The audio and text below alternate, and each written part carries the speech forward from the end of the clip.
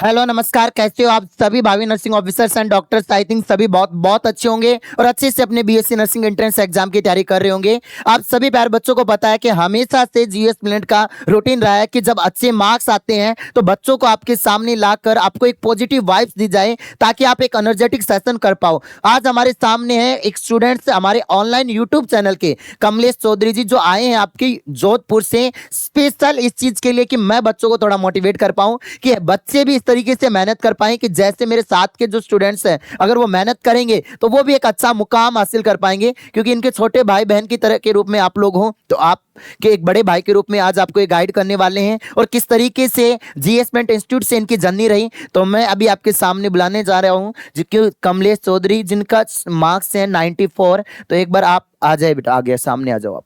तो अगर हम लोग बात करते हैं, पहले तो मैं इनसे खुद से ही मैं पूछना चाहूंगा कहाँ से हैं, क्या नाम है पापा का, मम्मी का नाम, फिर अपन धीरे धीरे अपनी इस सीरीज को आगे बढ़ाएंगे। मैं जोधपुर के मतानिया गांव से हूँ और मेरे मम्मी पापा एक कृषि का कार्य करते हैं और मैं जोधपुर में रहता हूँ। और यहाँ पे जीएस प्लानेट से ऑनलाइन कोचिंग की थी मैंने। और उस शुरुआत में मेरी फाइटर सीरीज रफ्तार सीरीज रही थी। उसके बाद मैंने जो नीट के लिए भी अच्छी रही थी मेरी। उसके बाद मैंने ये फाइटर सीरीज जो बीएससी नीट में कितने मार्क्स आए आपके? 620 620 मार्क्स आए।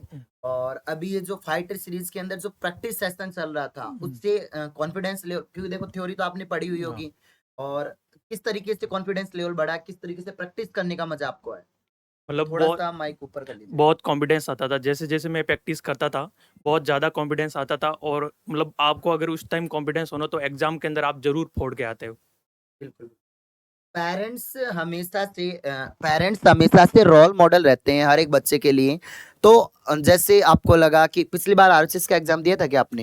नहीं दिया, कोई बात नहीं। तो जिस तरीके से आप नीट का एग्जाम दे रहे हो उसमें अच्छी मेहनत करने के बाद भी 620 मार्क्स आए। फिर एक, क्योंकि देखो मेडिकल जब कोई स्टूडेंट्स लेता है तो उसका सपना होता है कि सबसे बड़े डॉक्टर बनने का सपना, और मुझे पता है कि आपने जो सपना देखा है वो 101% पूरा होगा, क्योंकि मुझे आपके ऊपर विश्वास है, क्योंकि आपने इस तरीके से मेहनत करी है। आज हम अपनी जो कामयाबी है उसके बिल्कुल नजदीक जाके आ चुके हैं। 620 मार्क्स कोई कम नहीं होती है नीट के अंदर, और 94 मार्क्स जो आपके आरएचएस एंट्रेंस एग्जाम में। तो किस तरीके से उस समय उस सिचुएशन से अपने आप को बाहर निकाला और किस तरीके से पेरेंट्स ने आपको सपोर्ट किया, थोड़ा सा बच्चों को और गाइड कीजिएगा। मेरे को पेरेंट्स ने शुरू से ही सपोर्ट बहुत किया था और मेरे को जो बोला कि आप तू मेहनत करता जा, तेरे को कहीं ना कहीं सफलता जरूर मिलेगी। और मैंने बोला, फिर मैं बीएससी नर्सिंग के अंदर यहाँ सर से कनेक्ट हुआ था ऑनलाइन और मैंने तैयारी शुरू की थी। और शुरुआत में क्या है कि उतार चढ़ाव आते रहते हैं। मतलब जिन्हें उतार चढ़ाव आते रहते हैं तो उसे आगे बढ़कर वो आगे बढ़ना चाहिए और मेहनत करते रहना चाहिए। घर में जैसे पापा ज्यादा सपोर्ट करते हैं या मम्मी, या पढ़ाई के मामले में और वैसे दूसरे तरीके, दोनों तरीके से, मतलब किस तरीके से पापा जी कहते हैं कि पढ़ने के लिए क्या प्रेरित, और रात के कब तक कितने घंटे पढ़ाई करते थे वो भी थोड़ा बताइए, कितने घंटे पढ़ना होता है जब जाके इतने मार्क्स आते हैं? मतलब आपको लगभग रोजाना का 7 से 8 घंटे पढ़ना चाहिए। और मतलब मेरे को फैमिली ने बहुत सपोर्ट किया है, मेरे भाई ने और मेरी सिस्टर ने भी बहुत सपोर्ट किया मेरे को। और रोजा बड़े हैं आपसे? हाँ, क्या करते हैं वो अभी सेकंड ईयर की तैयारी करते सेकंड ग्रेड की तैयारी कर हैं। रहे हैं, हाँ तो उनका सपोर्ट भी बहुत पॉजिटिव रहा। हाँ। देखो घर में माँ बाप के अलावा भी सिस्टर भाई ऐसे होते हैं जिनका एक ऐसा सपोर्ट होता है, तो भाई भी कहने कि मैं उनको भी, क्योंकि देखो पेरेंट्स के अंदर सब सब आ जाते हैं। अगर इनसे बड़ी इनकी सिस्टर है तो उनका भी एक ऐसा पॉजिटिव सपोर्ट होता है जो इनको एक अच्छा कॉन्फिडेंस बनाया कि ये अच्छा बूस्टअप कर सके नीट के बाद नर्सिंग के अंदर। देखो नर्सिंग बुरी नहीं है, अब नर्सिंग करते करते, क्योंकि हम एक बहुत अच्छी टेस्ट सीरीज हम स्टार्ट करने जा रहे हैं टॉपिक वाइज। अभी जो आपके अक्टूबर या नवंबर में चलेगी ऑफलाइन टेस्ट सीरीज। तो अभी बच्चे पहले तो किसी कारणवश जोधपुर से जयपुर नहीं आ पाए, बोले सर ऑफलाइन थोड़ा दूर हो जाता है तो हम सेल्फ स्टडी ही कर लेंगे। तो इतनी दूर से इन्होंने बहुत मेहनत करी, और अब मेहनत करने के बाद अब जयपुर ऑलरेडी आ रहे हैं, क्योंकि इनको एसएमएस मिलने जा रही है 94 मार्क्स पे। तो इनका कहना है कि अब हम सर टेस्ट लगाएंगे, बहुत मेहनत करेंगे, और उस ऑफलाइन टेस्ट सीरीज से हम इस बार नीट में अच्छा स्कोर करेंगे। और आप भी इन स्टूडेंट्स को क्या कहना चाहोगे कि किस तरीके से मेहनत करें और खुद के ऊपर किस तरीके से विश्वास बनाए रखें, कितना समय ये स्टडी को दें, और कितनी चीजें जो बुक्स वगैरह एनसीईआरटी और फिजिक्स में न्यूमेरिकल की प्रैक्टिस किस तरीके से करें? तो थोड़ा सा इन बच्चों को थोड़ा सा आप गाइड कीजिए। आप जब भी पढ़ें तो सबसे पहले सर को फॉलो करें, जो भी पढ़ा रहे हैं ना उसको एकदम एग्जैक्ट पढ़ें और नोट्स जरूर बनाएं। नोट्स से क्या होता है कि आपकी स्पीड और एक्यूरेसी बढ़ जाती है। और नोट्स बनाए, फिजिक्स हो चाहे केमिस्ट्री हो चाहे बायोलॉजी हो, पहले आप नोट्स को पढ़ें। जब नोट्स पढ़ लेना तो उसके बाद आप एनसीईआरटी को पढ़ें, चाहे बायो हो चाहे केमिस्ट्री हो चाहे फिजिक्स हो, तीनों की एनसीईआरटी पढ़ें पहले। लेकिन बट पहले जरूर नोट्स पढ़े एक बार, उसके बाद एनसीईआरटी पढ़े, जिसको आपको एनसीईआरटी पढ़ने में बहुत इजीली समझ में आ जाएगी। और आप रोजाना का रोजाना पढ़े, कंसिस्टेंसी रखें, जिससे आपको एग्जाम के अंदर बहुत अच्छा स्कोर देखने को मिलेगा।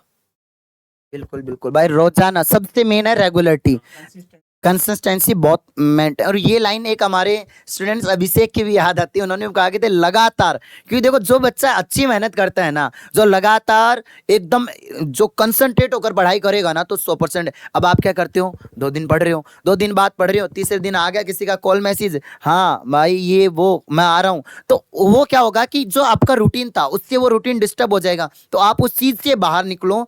और अब आपने कोई टारगेट बनाया है कि भाई मेरे को मेडिकल लाइन में सबसे टॉप कॉलेज में जाना है, तो आप उस टारगेट को फर्स्ट प्रायोरिटी पे रखोगे। अगर फर्स्ट प्रायोरिटी पर अगर आप बेटा टारगेट रख रहे हो, तो मैं आपसे दावा करता हूं कि आपका सिलेक्शन आपसे कोई नहीं छीन सकता। आप अपनी मेहनत से अपना सिलेक्शन छीन सकते हो। जैसे इन स्टूडेंट्स ने बहुत मेहनत करके अपना सिलेक्शन, अपनी सीट फिक्स कर ली, तो अपकमिंग 2025 के लिए अगर आप लोग तैयारी करोगे ना, तो बहुत मेहनत से आप लोगों को करना है। और कुछ लास्ट में कहना चाहोगे बच्चों को, कुछ दिल की बात आपके लिए अंदर कुछ आ रही तो?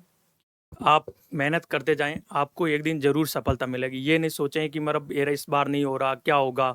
जिंदगी में उतार चढ़ाव आते रहते हैं, इसलिए आप मेहनत करते रहे। मेरी भी लाइफ में पिछले कई सालों से उतार चढ़ाव चल रहे हैं, लेकिन मैंने अपनी कंसिस्टेंटी को मेंटेन रखा और आगे बढ़ता गया। और अब मैं 94 मार्क्स आ गए मेरे भी आरयूएचएस के अंदर। बहुत बहुत बहुत बहुत धन्यवाद मैं देना चाहूंगा।